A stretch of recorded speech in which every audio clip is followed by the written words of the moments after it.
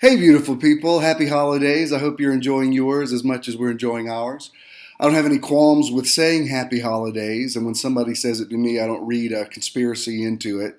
I'm fine with saying Merry Christmas, but happy holidays means happy Thanksgiving, happy Merry Christmas, Happy New Year, Happy Kwanzaa, Happy Hanukkah, all the other things that are celebrated this time of year.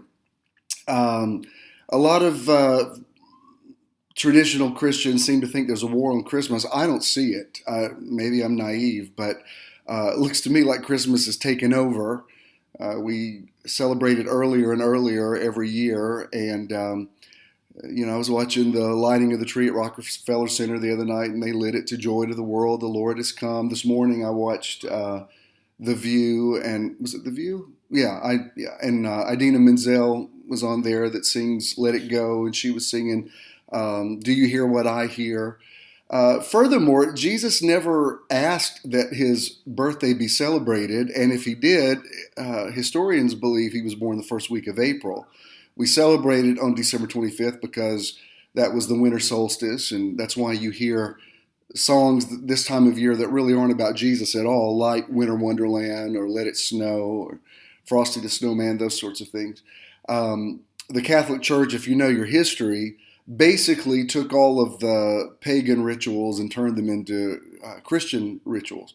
Um, I don't mean to sound bah humbug on that. I love every bit of Christmas. But to me, there's not a conflict with talking about the Word became flesh and dwelt among us and also watching a Charlie Brown Christmas or Santa Claus. Although I have to say, Santa Claus is a little bit of a jerk if you really listen to the real St. Nicholas wasn't. There actually was a St. Nicholas who was a bishop who was very philanthropic to children. But all of that stuff about naughty or nice and you're going to be penalized for it, and the lyrics to Santa Claus is coming to town begins with the words "You better watch out." And I don't know what your experience was like, but I came from such fundamentalist hellfire and brimstone religion that anything that begins with "You better watch out," I automatically a little bit leery of that, especially when it says he sees you when you're sleeping. Uh, to me, Jesus is a whole lot better than Santa Claus. However, with my four kids, we did the Santa Claus thing, and I love every bit of Christmas. I love the trees, I love celebrating, and I love all the music. I start listening to Christmas carols early. This year, it was before Thanksgiving, even, and I love every one of them. I never get tired of it. So, happy holidays, Merry Christmas. Uh, Jesus, I don't believe, is worried about Santa Claus getting too much attention. And furthermore, I believe that all of the stories, everything from A Christmas Carol to It's a Wonderful Life to A Charlie Brown Christmas to How the Grinch Stole Christmas, they all are parables in their own rights. And I believe they're anointed. I even have one of my most famous Christmas sermons is about Rudolph the Red-Nosed Reindeer, because if you really listen to the lyrics, it's talking about a handicap that this reindeer has that causes his peers to marginalize him. They never let poor Rudolph join in any reindeer games. But there was this foggy Christmas Eve where the very thing that caused him to be kept out of the inner circle is actually what made him special. Man, that'll preach right there. The very thing that you thought was wrong with you is actually the thing that's right with you. I told a group of ministers that one of my favorite Christmas carols was Rudolph the Red-Nosed Reindeer, and they all laughed. But they were shallow and superficial, and so I just let it go. But for people that have insight and really listen to these songs, like another one of my favorites is the Little Drummer Boy. How he says in that verse, the Magi bringing in these great gifts of gold, frankincense, and myrrh, but he doesn't have anything except his little talent. And he says this one phrase, "Shall I play for you?" Pa-rum, pa-pum-pum. And that's a statement that makes you very vulnerable. Like what he's saying is, God, do you see my little talent as anything that's significant? And that's why I love that line that says, Mary nodded, the ox and lamb kept time, then he smiled at me. I love all that stuff. Not so crazy about the Santa Claus songs because they sound a little bit too legalistic to me. Uh, the God that I know loves me when I'm naughty and when I'm nice. And even though he sees me when I'm sleeping and he knows when I'm awake, I don't have anything to hide from him. David said, "You know my down sitting and my uprising. There's not a word in my tongue that you don't know altogether. But if I were to number the thoughts you have toward me, they are more than the sands of the sea." Much better than Santa Claus, who only comes once a year. That being said, the real St. Nicholas deserves our admiration. But I do want to say, I don't know if any Christians out there even listen to me anymore, but I do want to say, choose your battle. Stop fighting over if the ACLU doesn't want people to put mannequins of a nativity scene of white people in the town square. It doesn't matter. Get a bigger concept of God than that. And that's part of the reason why I love Jesus, but when you start throwing the word Christian around, I'm not totally sure it relates to me anymore. I don't want to split hairs about it, but that's just the truth. We're having a great time at Metron, finishing up the year. Last Sunday, this month, instead of doing an artist of the month, I'm doing a different artist each week because I want to hear a variety of Christmas music. So last week we had Choreology Lamont, and who used to lead worship for us at Church in the Now.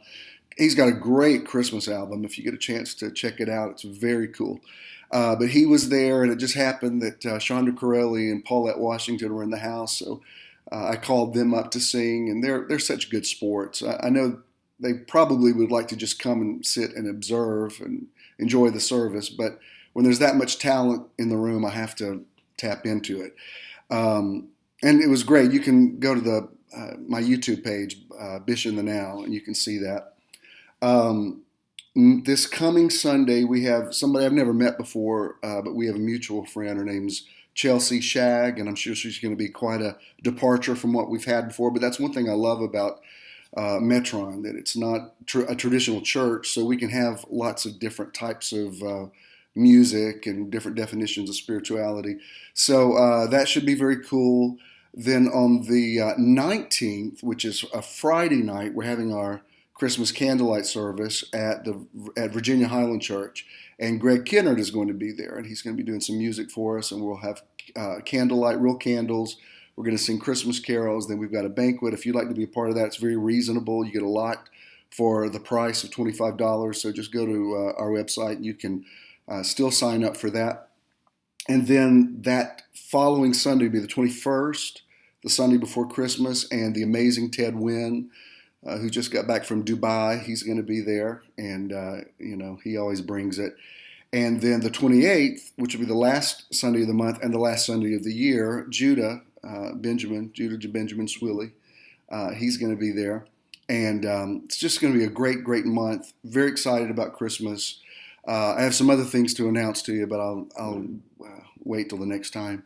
And the new year is going to be even better than this one. I have loved 2014. I really have.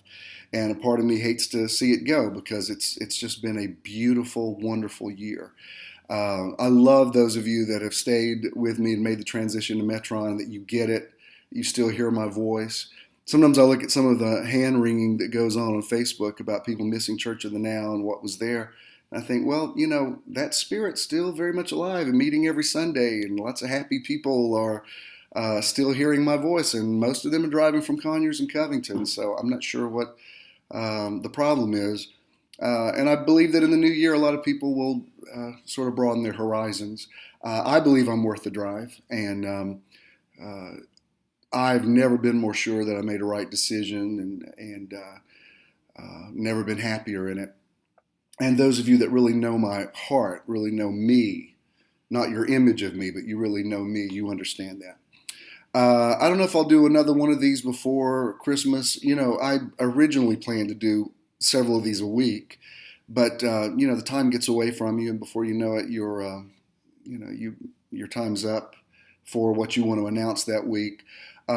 These one-on-ones really helped me, especially during the transition from Church in the Now to Metron. So it helped me explain to people what I was doing, and so it may not be as necessary as it once was, but I still enjoy having this little time with you.